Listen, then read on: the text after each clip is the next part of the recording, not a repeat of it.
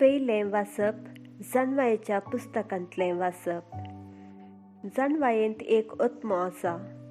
हो आत्मो बुदवंत, पवित्र, अप्रतिम, जिनस्वर, सूक्ष्म, सुटसुटीत, तीक्ष्ण, निर्मळ, नितळ, अखंड, दयाळ, चातुर, आडावंक नजो आसलो, उपकारी, मनशाक मोगाळ, तीर सुरक्षीत, प्रशांत, सर पदवेदार, सर्वेक्षक आनी तो सर बुदवंत, निर्मळ आनी सूक्ष्म आत्म्यांनी व्यापक जावन आसा.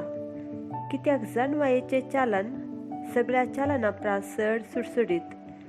ती इतली परिशुद्ध की सर वस्तूंनी ती भितर सरून व्याप्ती करता. ती देवाचे पदवेचो स्वास, सर पदवेदाराचे महिमेंतलें शुद्ध वताप. देखून कसलेंच मेळ्ळें तिचे भितर रिगाना, कित्याक ती सस्नीक उसवाडाचे प्रतिबिंब, देवाचे पदवेचो कथनांतलो आसरो आनी ताच्या बरेपणाचो रूपकार. ती एकलीच जाल्यारी ती सगळें करूंक शकता. आपूण बदल नासता रावून ती संवसार नवसरता आनी सर संतती पर्यंत भाग्यवंत आत्म्या भितर रिगून देवाच्या इश्टांक आनी प्रावाद्यांक उपजयता. कित्याक जो जणवाये सांगता जियेता ताचो मात्र देव मोग करता. ती सुर्या प्रास चड परजळीत, सव नखेत्राची राशी प्रास श्रेष्ठ, उसवाडाक सर केल्यार तीच प्रथम स्थान घेता. कित्याक उसवाडा उपरांत रात येता, पूण वायट जणवायेचेर जैत व्हरूंक शकना. व्हड पदवेन ती पदवेर शेकानशेक पावता आनी सगळ्यो वस्तू बरे रितीन मांडून हाडटा. देवाचें उतर हें: